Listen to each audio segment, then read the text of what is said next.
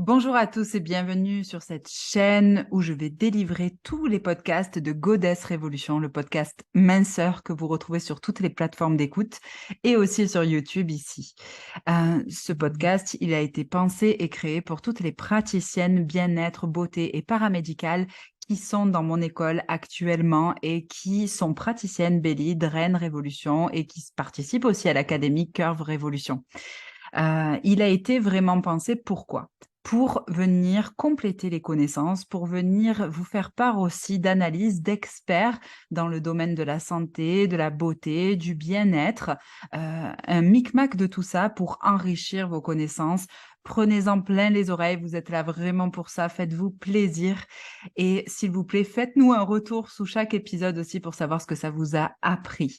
Voilà, sinon vous retrouvez toujours en légende notre aussi freebie, notre produit offert pour vous, notre mini formation, aider mes clients à perdre leurs 3 premiers kilos émotionnels. Bienvenue par ici en tout cas et bonne écoute. Bienvenue à toutes dans le podcast révolutionnaire Minceur. Ici, on aborde tous les sujets, les méthodes, les astuces possibles et inimaginables pour vous aider à déstocker graisse, eau, les kilos émotionnels. En bref, tous les outils possibles pour vous permettre de vous réconcilier enfin avec votre corps, ce précieux. Bonjour et bienvenue dans ce nouvel épisode où on va parler grignotage, ses causes, les conséquences et pourquoi on est amené à grignoter aussi avec Géry Stacio. Donc c'était mon prof de nutrithérapie. Il est logé en Bretagne et puis c'est à la base. Je te présente, je me permets de te présenter parce que la Vas-y. dernière fois on a fait ça vraiment vite fait. Donc, il était infirmier psychiatrique. Il est devenu ostéopathe. Il s'est formé à quasi tous les types de naturopathie qui existent pour créer son concept de naturopathie holistique. Il a maintenant monté aussi son école, Géry Stacio Formation, où il crée des formations de massage, des formations en naturo et sur plein de thématiques. Donc, c'est pour ça que j'ai adoré parce que moi, du coup, j'ai pu venir au module nutrithérapie qui m'intéressait. Voilà, merci à toi, Géry, pour ton temps et merci de nous rejoindre sur cette nouvelle vidéo pour nous aider à mieux comprendre le fonctionnement de notre corps et notre relation à la nourriture. Donc, les grignotages. Vas-y, let's go. Allez, merci à toi. Donc, le grignotage, il faut déjà se rendre compte, c'est quoi en fait le grignotage, hein, parce que beaucoup de gens pensent grignoter, ils ne grignotent pas vraiment, mais bon. En fait, le grignotage, c'est d'abord manger quelque chose entre les repas. Voilà, ça c'est vraiment un premier point, et surtout quand la digestion est lancée. Voilà. D'accord. Donc, en fait, faut vraiment savoir que pour éviter les grignotages, il faut que l'alimentation d'abord soit digeste. Sans une alimentation digeste, il va y avoir des perturbations un peu partout et la personne sera peut-être amenée à grignoter un petit truc à droite et à gauche, suivant son temps, suivant ses envies, suivant pas mal de choses. C'est ça. En fait, pour ceux qui connaissent pas bien le principe, il va expliquer à gérer le principe de la digestion. Mais si vous mangez des aliments pauvres ou de qualité médiocre, on va dire, votre corps il va pas absorber tout ce dont il a besoin pour fonctionner normalement. Voilà. Donc, il faut savoir que dès que vous mettez un aliment dans la bouche, en fait, il y a il y a des récepteurs bien précis qui sont dans la bouche et qui vont renseigner le cerveau sur la nature biochimique des aliments ingérés. Voilà, donc tout ça va se faire au départ dans la bouche. Ensuite, au niveau de l'estomac, il y a encore d'autres récepteurs, surtout à l'entrée de l'estomac, il y a encore d'autres récepteurs qui renseignent sur la quantité, vraiment, ça, sur la quantité des molécules et des particules ingérées. Donc tout ça, le cerveau, après, euh, va analyser tout ça. C'est des renseignements qui sont assez précis au niveau de la muqueuse buccale et gastrique. Et le cerveau va analyser tout ça de façon à commander vraiment la digestion, c'est-à-dire à jeter des hormones digestives, des enzymes digestives. Voilà, donc il va stimuler aussi les glandes endocrines. Ces renseignements-là vont stimuler aussi les glandes endocrines et le système nerveux, surtout le système nerveux parasympathique, ce qu'on appelle le parasympathique gastrique, via le nerf pneumogastrique ou alors le 10e nerf crânien. Voilà. Donc, suite à ça, il y aura des sécrétions d'amylase pour digérer les glucides, de protéases pour digérer les protéines et bien sûr des lipases pour digérer tout ce qui est graisse. Voilà. Donc ça, c'est vraiment un ordinateur. Et puis, tout va se faire normalement correctement. La digestion, elle est programmée pour 3 à 5 heures ou 4 à 6 heures. 3 à 5 heures en règle générale pour l'enfant et 4 à 6 heures pour l'adulte. Si tout se passe bien, nickel chrome. En revanche, si 2 heures après avoir fini de manger et commencé la digestion, s'il y a une nouvelle prise alimentaire qui se met dans la bouche, peu importe ce que c'est, une figue, une amande, un grain de raisin, peu importe, à ce moment-là, c'est un nouvel aliment qui arrive dans la bouche et le cerveau est obligé de l'analyser à nouveau. Donc, il va pendant ce temps d'analyse, le cerveau met la digestion qui est en cours à l'arrêt pendant 20 bonnes minutes. Ah ouais, ouais. Donc là, c'est chaud parce que pendant ce temps-là, eh ben, le temps de digestion est à nouveau prolongé dans l'estomac. Et puis, les aliments vont putrifier, voire fermenter. On va commencer une putréfaction et une fermentation des aliments. Donc, ça, c'est vraiment important. C'est-à-dire que Même dès que si, vous allez manger, dès que la digestion est enclenchée, ouais, rien excuse-moi. de… Même si, en fait, on dit que même dans l'estomac, le liquide, l'acide gastrique, il est puissant. Mais même ça, le fait d'arrêter en fait la digestion, ça va faire quand même un phénomène, ça va créer un phénomène de fermentation, de putréfaction, parce que justement, je suppose que le sucre gastrique, il baisse et il diminue au fur et à mesure. Oui, mais ce qu'il y a, c'est que suite au bol alimentaire, le cerveau il a programmé quelque chose, les enzymes digestives qu'il fallait. Hein, et les glandes endocrines, la même chose. Donc, normalement, le bol qui est dans l'estomac, il y a les enzymes nécessaires pour la première digestion. Et il suffit de remettre quelque chose dedans, il va falloir qu'il reprogramme, en fait, Ok. qu'il ramène d'autres enzymes digestives ou pas. Et là, à ce moment-là, il y a 20 minutes de repos, et là, c'est la catastrophe. C'est la D'accord. catastrophe sur le long terme. Voilà. Et donc là, ça va être au détriment de l'immunité, de la vitalité, parce que ça demande beaucoup, beaucoup, beaucoup d'énergie à l'organisme. Et là, il y aura une baisse de vitalité, une baisse immunitaire qui va se créer le temps que la digestion recommence, en fait. Et là, ça va être un peu chaud. Ça va être un peu chaud. Voilà. Et là, c'est là où les particules non digérées par rapport aux aliments qui ont déjà été digérés, c'est là où il va y avoir des fermentations et des putréfactions. Voilà. Et donc, tout ça va se créer souvent au niveau du côlon. Hein, ça va putréfier au niveau du côlon. Il y aura plus de toxines qui vont passer dans le sang et si le foie n'est pas à son top, Ouais, là, il y a un encrassement général qui va se créer. Voilà, ça, c'est c'est ça. vraiment une intoxication. D'ailleurs, ça me fait rire enfin rire jaune, parce que en parlant du foie, tu sais, souvent au printemps, tout le monde fait ces fameuses cures de Cure de détox du foie. foie. Alors qu'en fait, effectivement, si tu n'as pas une hygiène de vie, on va dire équilibrée, que tu grignotes, que si que là, on est en train de comprendre le processus de comment les aliments arrivent au niveau du côlon, et que effectivement, si tu peux te détoxifier le foie autant de fois que tu veux, faire des super cures de je sais pas quoi, génial. Si tu manges pas correctement, que tu respectes pas en tout cas la physiologie, dans tous les cas, ça va venir surcharger ton foie. C'est ça, exactement, ça va le fatiguer encore plus. Donc, on lui demande de se désintoxiquer, on lui amène des choses qui le forcent à se désintoxiquer. Et à côté de ça, on le surcharge encore avec une alimentation qui n'est pas correcte. Et ce n'est pas forcément des grosses quantités.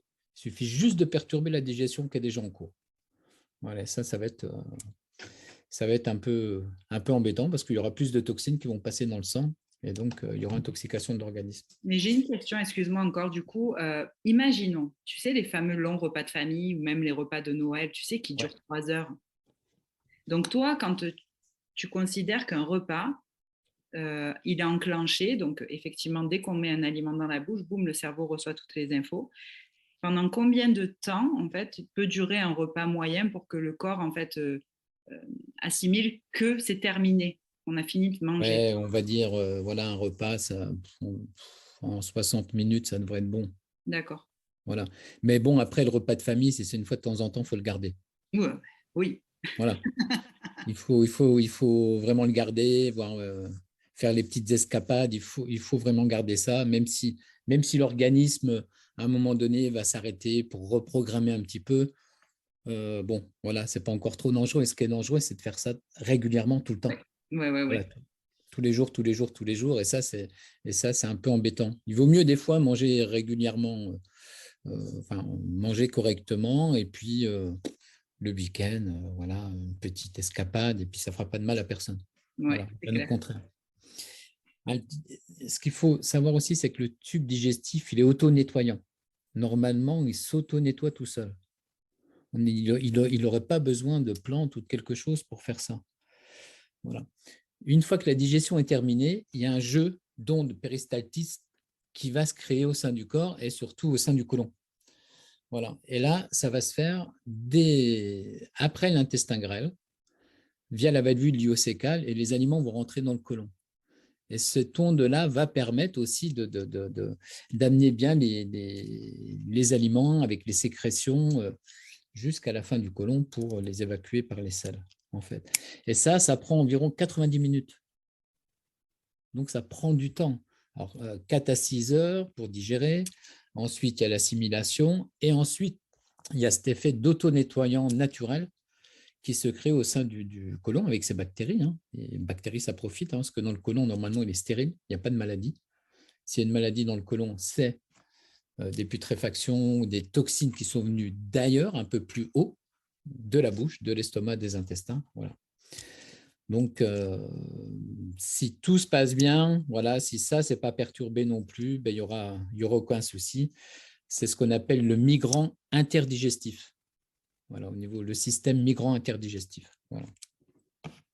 Dès l'instant où un aliment est remis en bouche, même arrivé là, ça bloque tout aussi.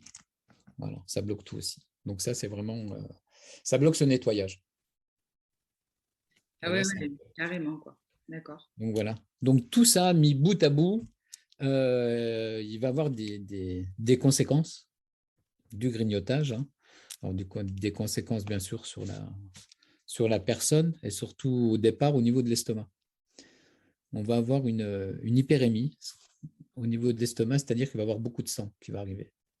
Et beaucoup de sang va arriver là, et là, ça va entraîner la même chose au niveau de l'œsophage et au niveau des voies respiratoires.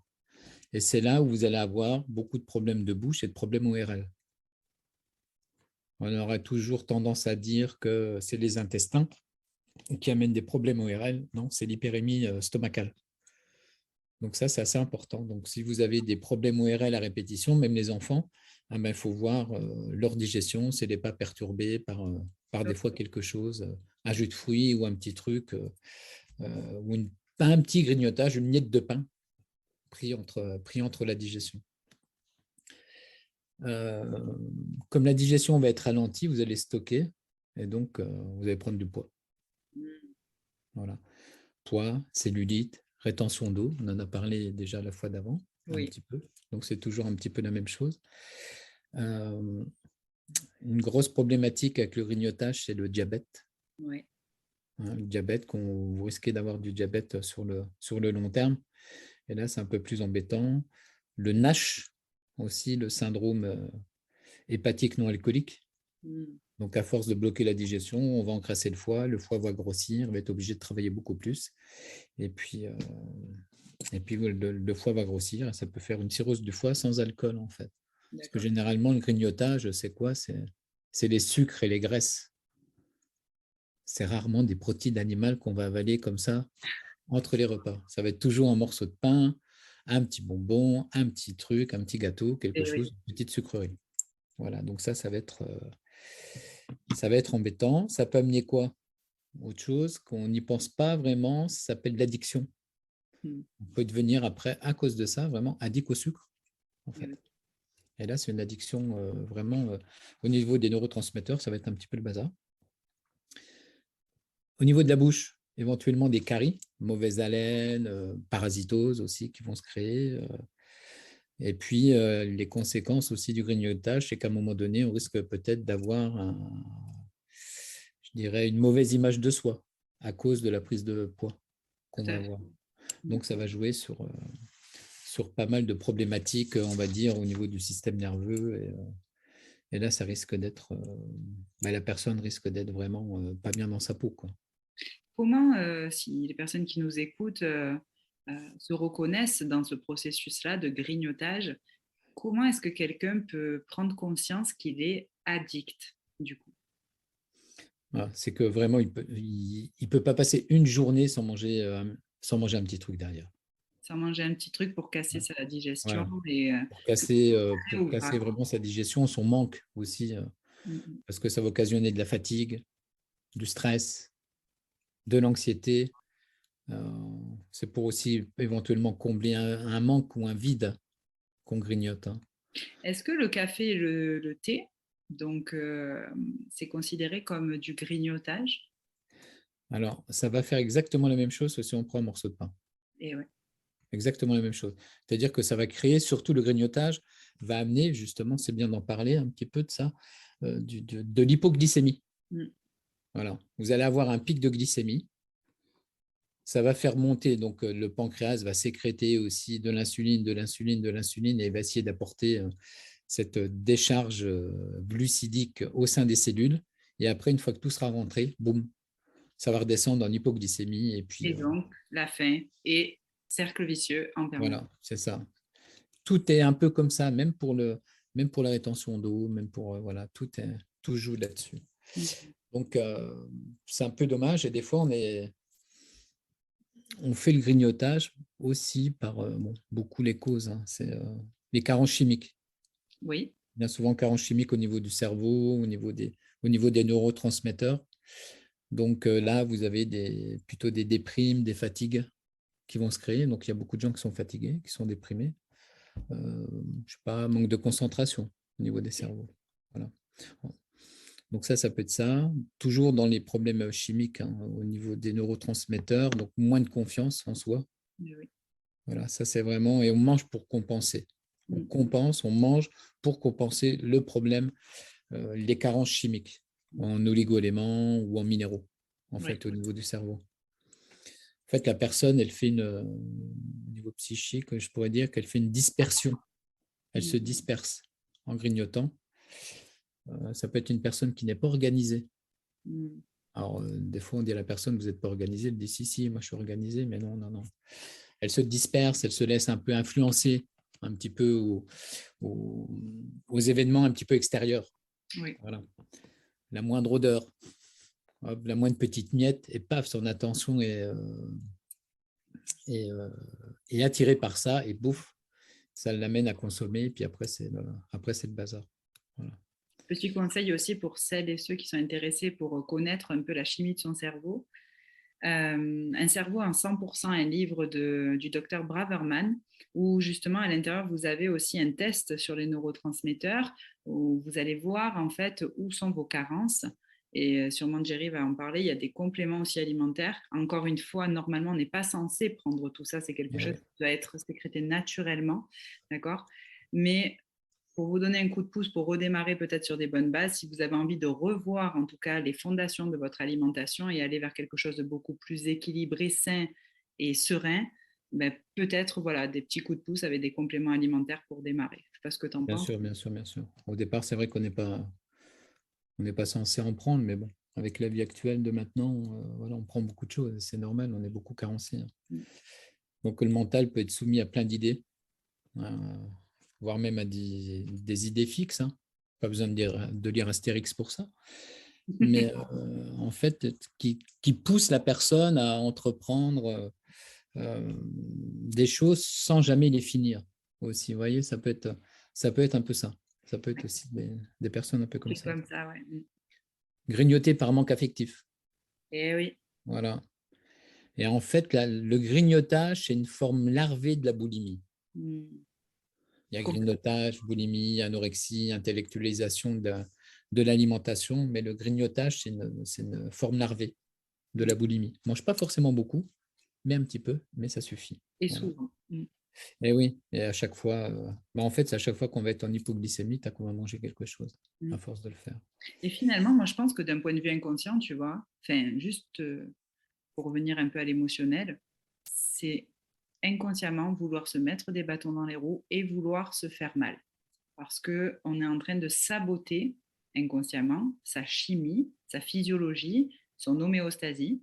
Et du coup, c'est s'infliger voilà, du poison en fait, un peu en permanence comme ça. Et Et je oui. pense que ça, voilà, c'est très lié à l'état émotionnel et à ce que vit la personne au moment où elle fait tout ça, où c'est aussi des processus qui sont ancrés depuis longtemps dans l'inconscient. Donc, c'est intéressant aussi d'aller revisiter tout ça. Donc, vous pouvez faire un test de neurotransmetteurs, vous faire accompagner par un naturo, c'est super. Et aussi aller voir un peu émotionnellement ce qui se passe et ce que vous pouvez mettre en place pour vous libérer aussi du poids du passé. Oui, bien sûr, il peut aussi avoir de l'hérédité, pour ces carences chimiques, voire même au niveau du cerveau. Et surtout, il n'y a pas assez de protéines, qu'on le veuille ou non. Ouais, ça, c'est très important, comme tu dis, de revenir sur ça dans cette ère où on les met de côté, en fait, alors qu'elles sont juste indispensables au bon fonctionnement de notre corps. En fait, ce qu'il faut aussi savoir, entre autres, c'est grâce aux acides aminés que notre corps, notre cerveau fabrique les neurotransmetteurs. S'il n'y a pas ça, la fabrication au niveau cérébral des neurotransmetteurs ne se fait pas bien. Et donc, c'est là où on est obligé de prendre des choses qui remplacent en fait ces neurotransmetteurs. Qui font les neurotransmetteurs, c'est aussi des antalgiques et des anxiolytiques. Ça vous aide à Donc, bien dormir, à avoir une humeur stable. voilà. Et la petite aparté aussi, acide aminé, c'est la protéine ultra décomposée. On appelle ça des acides aminés. C'est pour ça, pour ceux qui ne connaissent pas. Voilà, c'est la poussière. Voilà. C'est la poussière de la protéine, en fait. Donc là, les personnes, voilà. Donc ça, c'est surtout au niveau du cerveau, au niveau de la chimie, au niveau du cerveau. Puis il y a des gens qui aiment le sucre et le gras. Voilà. Donc ils aiment bien ça. Et quand ils ont un coup de pompe, pouf, voilà, on en prend un petit peu, on prend un café. Bon, là, c'est pas du gras, mais ça fait la même chose. Bon, on va prendre un petit morceau de sucre, un petit morceau de gras parce qu'on a un petit peu en coup de pompe. Voilà, ça, c'est beaucoup les personnes qui aiment le sucre et le gras qui vont faire ça. Les gens qui transpirent beaucoup la nuit aussi. D'accord. Les gens qui transpirent beaucoup la nuit sont attirés un tout petit peu plus vers le sucre et vers le gras, donc risquent de faire beaucoup de grignotage à cause de ça. Et on pourrait penser l'inverse, mais les gens qui sont en recherche de sel, oui. fringales de sel, ils ont envie d'aliments salés, ils n'en prennent pas, ils prennent du sucre, en fait, pour compenser ça. Ils prennent du sucre. Ouais. Et là, la personne, en fait, elle avale trop de carburant par rapport au carburant dépensé. Voilà. Et surtout au détriment de l'eau et des protéines, encore une fois. Donc, elle va avaler beaucoup de carburant, mais en fait, qui vont la mettre en hypoglycémie et qui vont la perturber au niveau, voire même hormonal. J'ai encore une question, du coup, parce que c'est hyper intéressant comme sujet, mais tu vois, en ce moment, il y a beaucoup la mode aussi du jeûne intermittent. Et Ouais, je suis vraiment en train de me demander, pour l'avoir expérimenté un petit moment, au moins quelques années, si le sauter le petit déjeuner, par exemple, comme j'ai eu fait pendant longtemps, ça t'amène pas à grignoter beaucoup plus aussi dans la journée. Parce que je me rappelle en cours que tu nous disais, oui, le matin, c'est bien, les anciens, ils faisaient la tartine de pain avec les rillettes, machin, le gras quoi, pour le matin. Donc ça, c'est un peu de micronutrition, je crois que ça s'appelle comme ça aussi, qui t'aide à orienter un peu ce que tu dois manger quand tu dois le manger. Mais du coup, t'en penses quoi, toi, de ce jeûne intermittent et sauter le repas du matin? Tu penses que ça nous incite en fait à grignoter dans la journée? Alors, j'allais y venir parce que j'allais dire, en fait, il y a aussi le fait des gens qui ont fait plusieurs régimes. Voilà. Plusieurs régimes à la suite. Alors, il y en a plein, je ne vais pas le dissocier, le machin, je ne vais pas tout dissocier, comme donc le jeûne intermittent. Alors, je suis assez sceptique là-dessus. C'est-à-dire que si moi je me lève le matin, je n'ai pas faim, je ne mange pas. En fait, voilà. Mais si j'ai faim et ne pas manger parce qu'il faut faire un jeûne intermittent, là, c'est la catastrophe. Ouais. Parce que, en fait, La personne, elle va grignoter un petit truc, même une amande, en se disant, ouais, c'est qu'une amande, ça fait du bien. Et puis après, peut-être 1 heure après, une noix, ah ben, ça y est, c'est fini, c'est déjà le bazar. C'est déjà le bazar. Donc, ne pas manger le matin si on n'a pas faim, why not, si c'est comme ça qu'on fonctionne, mais ne pas manger le matin juste pour faire un jeûne intermittent, voilà, c'est pas. Moi, je pense que ça va faire l'effet inverse. Et ouais. Voilà, ça va. Et ça va se faire sur du long terme. Au court terme, les personnes se sentent bien et tout va bien, mais sur le long terme, ça va être une catastrophe. Moi, le jeûne intermittent, je peux le faire facilement, mais parce que le matin, j'ai pas faim. Donc, je mange le soir, je vais me coucher. Le matin, je me lève, je mange pas, je bois un verre d'eau et puis je mange à midi. Ça y est, je l'ai fait mon jeûne, en fait, quelque part. Mais ça, c'est un jeûne normal, je veux dire, pour mon organisme. Voilà, mais me forcer à faire un truc, non. Ouais, l'eau, elle n'est pas du tout considérée comme, d'un point de vue chimique, non, voilà, Non. comme un élément de grignotage. Ah Ok. non. Ah non, voilà.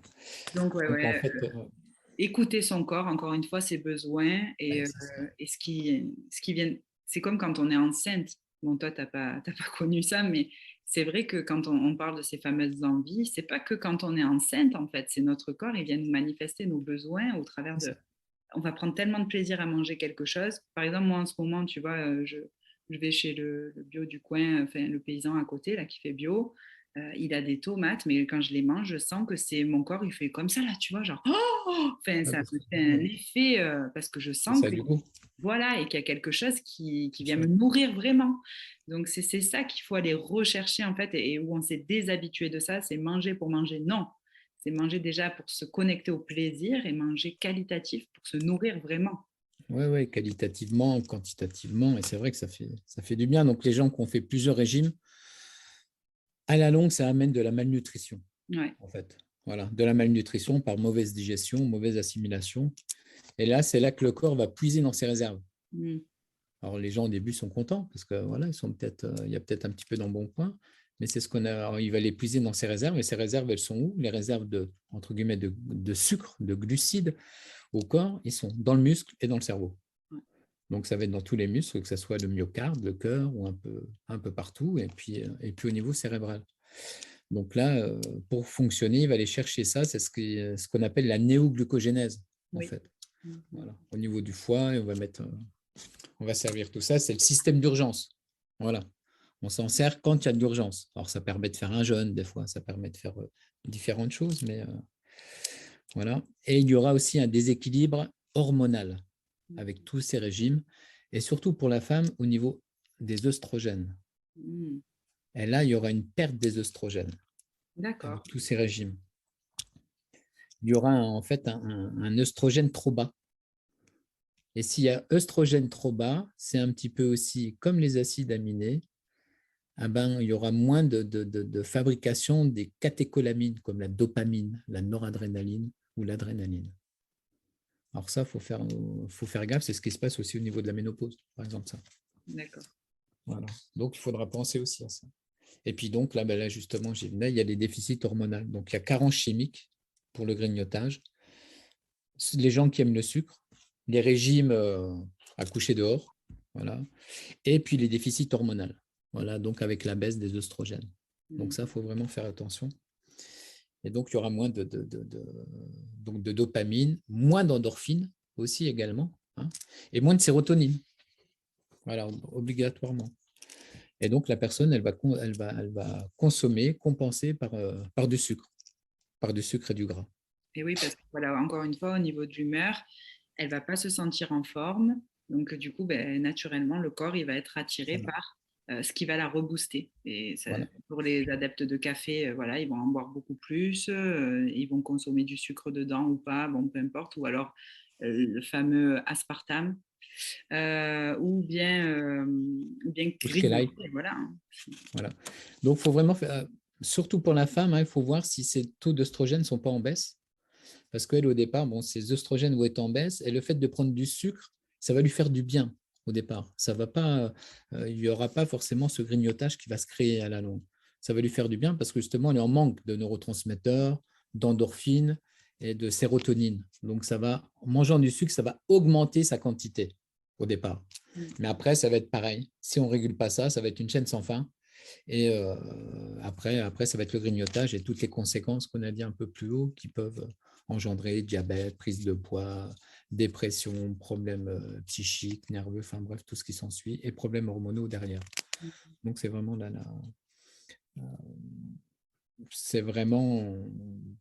c'est vraiment une chaîne sans fin, quoi. Voilà. Hein, toutes ces endorphines, même amenées par le sucre, ça va se mettre sur les récepteurs. En fait, on appelle ça les récepteurs opiacés du cerveau. Voilà, et ça va faire comme un shoot d'opium ou de morphine, en fait. Voilà. Et là, après, avec les conséquences, et c'est là où on devient addict. Addict au sucre. Voilà.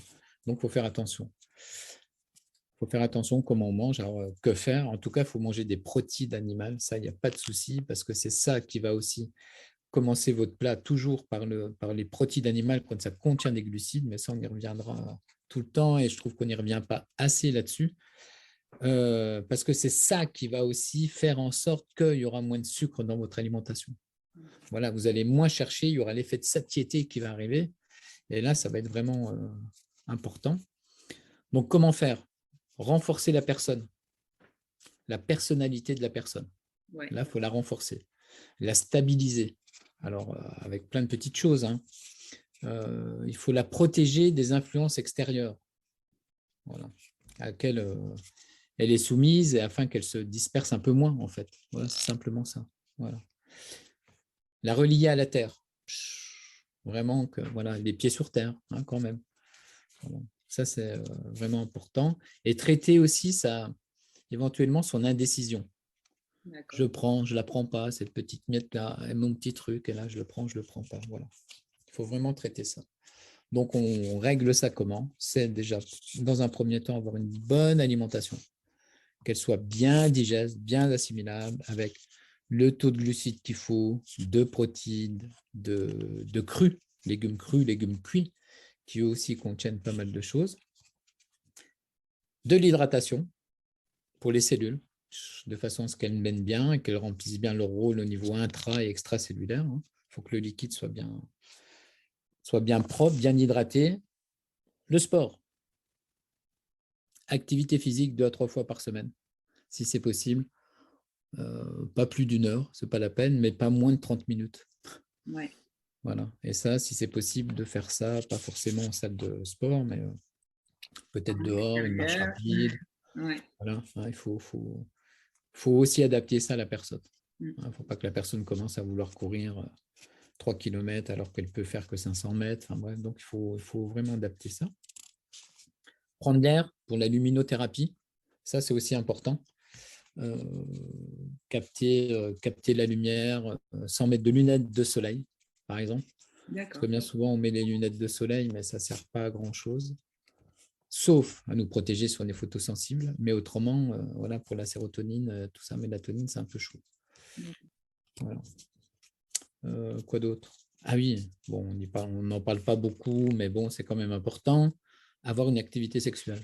Mine de rien, ça évite le grignotage. Tu m'étonnes. Qu'on le veuille ou non. Qu'on le veuille ou non. Et, oui, ça vient te de toute façon, nourrir ça se le voit corps. bien après une activité. En règle générale, ça dort un peu, on est relaxé. Voilà, il y a beaucoup de choses qui se créent. Et la personne qui n'a pas d'activité sexuelle, eh ben, elle peut être déprimée, elle peut être hyperactive, elle peut avoir plein de choses parce que justement, au niveau des neurotransmetteurs, il n'y a pas ce bien-être. Et donc, elle va se gaver avec du sucre, grignoter. Voilà, elle comble un manque. Mais oui, pour essayer d'aller le chercher, hein, c'est ça. Et oui, mais on n'y pense pas toujours et on a peur d'en parler, on a l'impression que c'est un tabou, mais c'est vraiment la réalité. Et non, ça fait partie des plaisirs de la vie, comme tu viens de dire. C'est exactement. Oui. Donc, au niveau de l'alimentation, avoir des aliments qui contiennent de la vitamine C. Oui, ça, t'en parles beaucoup aussi. Assez important. Donc, je ne sais pas, il y a le persil, les choux. Après, il y a toutes les agrumes. Des vitamines du groupe B, avec les œufs, surtout le jaune d'œuf. Voilà. Les céréales complètes, si possible, parce que les céréales complètes contiennent plus de minéraux, et d'oligo-éléments, donc c'est quand même intéressant, même si après, on en perd un peu à la cuisson, au trempage. Et pour ceux qui n'arrivent pas à digérer, semi-complète plutôt. D'accord.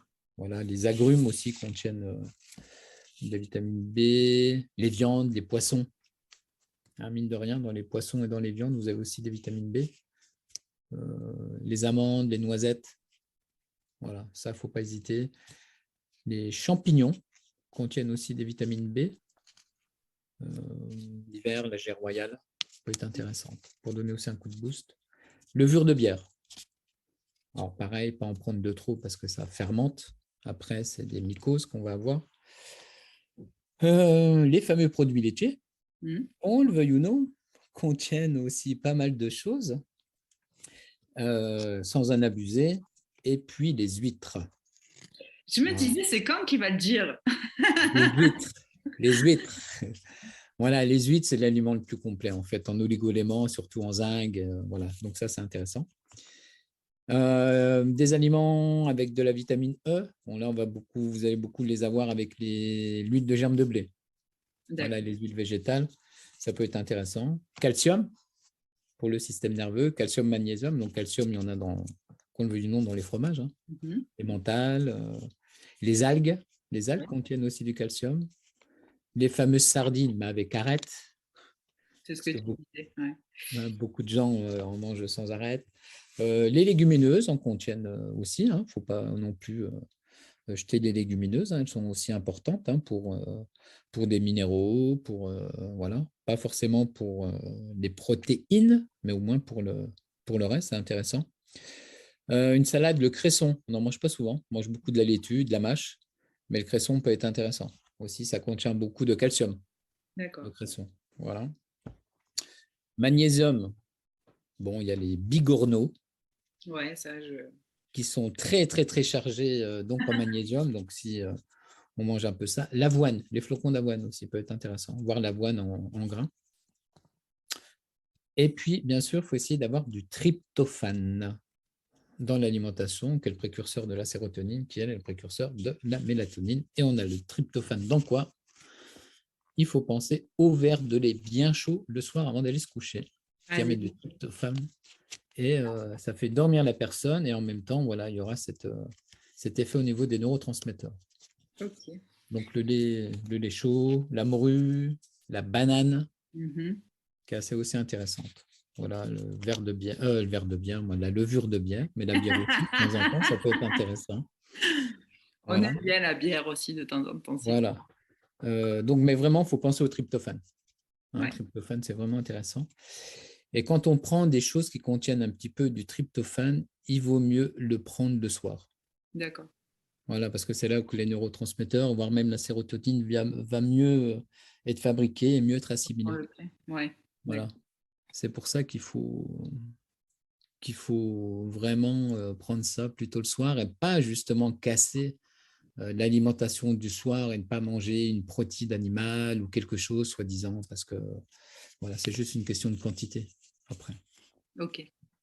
Les oligo-éléments, intéressant, et là, bien sûr, donc avec les huîtres, mais aussi le plasma marin.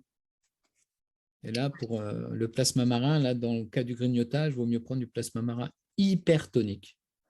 Voilà, sur une bonne semaine, voire 15 jours, et puis après, prendre de l'isotonique, mais l'hypertonique, ça va raccrocher la personne à la terre aussi. Paf, elle va moins se disperser. Donc, c'est quoi la différence pour ceux qui ne connaissent pas du tout? Alors, le plasma marin, c'est de l'eau de mer. Oui. Il y a l'hypertonique et l'isotonique. L'hypertonique, elle est pure, en fait, alors que l'isotonique, l'eau de mer, elle est coupée avec une eau de source. D'accord. Donc, elle est moins, on va dire, excitante, moins tonique. On prend l'hypertonique pour recharger vite et l'isotonique pour nourrir les cellules. Voilà, ça, on peut en prendre sur du long terme, il n'y a aucun souci. Plutôt le matin, alors? Là, c'est plutôt le matin. Voilà, c'est plutôt le matin, avant le petit déjeuner. Voilà. Et là, il n'y a pas de souci. Même si la personne elle est un peu extravertie, ça ne lui fera pas de mal. Voilà. Si c'est sur une petite semaine, ça va. Il y a un bon laboratoire aussi pour les huîtres, pour ceux qui ne peuvent pas en manger. C'est le laboratoire Nutrilis, qui a une cure, ça s'appelle Ostergold, ou maintenant, ça doit s'appeler cure marine. D'accord. Voilà. Et là, ça base d'huîtres. Donc là, et si on prend des compléments à base d'huîtres, ne jamais les manger au repas, toujours en dehors des repas. parce que généralement, il y a des fibres à votre repas et les fibres du repas emprisonnent le zinc que vous allez amener. D'accord. Donc, ça ne servira pas à grand-chose. Vous avez quelques plantes. Il y a un produit qui s'appelle le Booster, qui contient des plantes qui vont agir aussi au niveau des neurotransmetteurs. Il y a du millepertuis, de l'échinacée et de l'eutérocoque. Voilà, ça, c'est le laboratoire La Royale qui fait ça. Et ça, en fait, c'est une triade de plantes que j'ai mis au point. Ah, je savais pas que tu avais bossé avec eux. D'accord. Ouais, et donc, ils ont accepté de la commercialiser avec les pourcentages. Et là, il n'y a aucun souci. Faire juste gaffe si on est enceinte. Et puis, si on prend la pilule, pas prendre la gélule en même temps que la pilule, parce qu'avec le millepertuis, il peut y avoir des petites choses. D'accord. Le pollen. Mhm. Le pollen rempli d'acides aminés, de vitamines, de minéraux. Voilà, pour le J'en ai acheté grignotage. des stocks après notre Ouais, ça marche bien. Ouais, ça marche super bien. Et franchement, pour ceux qui n'ont jamais goûté, eh ben, j'ai été agréablement surprise au niveau du goût. C'est vraiment à conseiller, quoi. C'est sympa. Ouais, non, mais ça, c'est vraiment quelque chose de bien. Il y a la mycothérapie, donc c'est les champignons. Ouais. Donc, soit vous les mangez crus aussi, hein, mais il y a des complexes de champignons. Il y a des champignons un petit peu en gélules qui sont très chargés, dont il y a le maïtake, voilà, qui va gérer un petit peu la gestion des sucres aussi, ça, maïtake. Moi, ça me fait penser à Maïté. Voilà, D'accord. voilà. On On pense à va trouver des Maïté, termes. voilà, on pense à maïtake. Le cordyceps. Mhm. Alors, le cordyceps, lui, il va pas jouer, enfin, il va jouer un petit peu sur les sucres, mais c'est surtout, il va vous donner un tout petit peu plus d'énergie. Donc, la personne, elle va bouger un peu plus. Ça va lui permettre de bouger un peu plus. Elle va mieux récupérer au niveau de l'ADP, au niveau du cycle de Krebs. Et donc, en faisant un peu plus d'activité, elle aura moins de grignotage. Et puis, comme elle mange beaucoup de sucre, elle est souvent en inflammation, le reishi. D'accord. Là, on en trouve cru, on peut le manger. Voilà, et lui, il va jouer sur tout ce qui est sucre et la sphère hépatique. C'est le champignon de base, en fait. Hmm. Voilà, le reishi pour tout ce qui est grignotage. C'était quel laboratoire déjà qui faisait des... IFAS d'Atera, Voilà, c'est ça. les ifs de la Terre, ça, c'est le meilleur labo. Ouais. Voilà. Alors, c'est assez cher, mais bon, une fois de temps en temps, ça, voilà, ça peut aider la personne. Je sais que sur le grignotage, il y a des choses. Moi, j'ai déjà conseillé ça un petit peu, le CBD, Oui. qui peut être intéressant parce qu'au niveau des neurotransmetteurs, ça va avoir un effet antalgique, anxiolytique doux, il n'y a pas d'accoutumance. Et voilà, on peut réguler en fait aussi le grignotage, le système nerveux avec ce produit, qui peut être intéressant. Voilà, donc c'est pareil, normalement, il est donné suivant votre taille, votre poids, votre âge. Voilà, ce qu'il faut savoir, c'est que normalement, le CBD, ça reste 6 heures dans le corps quand on en prend. Donc, ça ne sert à rien de prendre 6 ou 9 gouttes d'un coup.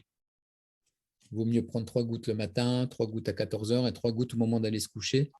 Et là, le corps en a tout le temps, tout le temps, tout le temps. Et à la longue, voilà, vous allez réduire un peu votre état de stress, d'anxiété, mieux dormir, cette envie de sucre. Ouais. Qui peut aider. Il y a quoi? Il y a les élixirs de Bach pour le mental, éventuellement. La respiration alternée. Ouais. Ça, j'adore, ça Les... marche bien. Ouais, ça marche bien. Là, j'ai fait un test aussi ces derniers temps parce que je prépare mon nouveau programme Libération des kilos émotionnels. Ça fait 7 ans que je le fais en ligne, ce programme, mais là, chaque année, je rajoute de nouvelles connaissances. Et donc, j'essaye les étirements, tu vois, le matin. Ouais. Et je fais cette respiration alternée aussi. Et ben, j'ai remarqué que du coup, je pense que ça vient vraiment et clairement dès le matin apaiser mon système nerveux et beaucoup moins d'envie de grignoter. Ouais, Si on donc, attaque la journée comme ça, je pense que ça peut vraiment aider aussi la personne à venir équilibrer ça aussi à l'intérieur. Et j'ai remarqué ça, voilà, bon, c'est sur moi. Après, sur moi, c'est peut-être ce qui ne sera pas valable sur vous. Mais pourquoi pas essayer. De toute façon, essayez. Tant que vous n'essayez pas, vous ne saurez pas. Il faut expérimenter. Votre corps ne correspondra jamais au mien ou à celui de bien Jerry. sûr, bien sûr. Voilà, c'est important. Mais c'est vrai que les étirements, tu vas améliorer en fait une meilleure circulation, une meilleure oxygénation. Et donc, automatiquement, ben, le corps, il va se libérer de certaines tensions et ça va libérer le mental, et donc la digestion après sera nettement mieux, encore plus s'il y a une hydratation derrière. Et si tout ça c'est fait avec la respiration, là, il n'y a aucun souci. Mais c'est vrai que là, on n'y pense pas, les étirements aussi, Et ça oui, rentre dans l'activité. et ceux qui derrière étirement mettent yoga, je ne parle pas de yoga, je parle vraiment d'étirement, d'étirement basique. Il n'y a pas besoin d'avoir de connaissances de folie avec des positions de fou, hein. Moi, je reprends les étirements que je faisais quand j'étais jeune et que je faisais du volley. Voilà, comme si j'étais vieille, si j'étais jeune, tu vois. Mm. Mais Mais non, je reprends des étirements basiques que je connais et j'écoute encore une fois mon corps. Qu'est-ce qui me fait voilà, du bien? c'est Ah, ça. cette position, ça me tire comme ça, là, ça me fait du bien. À l'écoute de son corps d'abord. Ouais. En fait, c'est plus, voilà, on appelle ça étirement, mais c'est plutôt des assouplissements, c'est-à-dire que ça ne doit pas faire mal.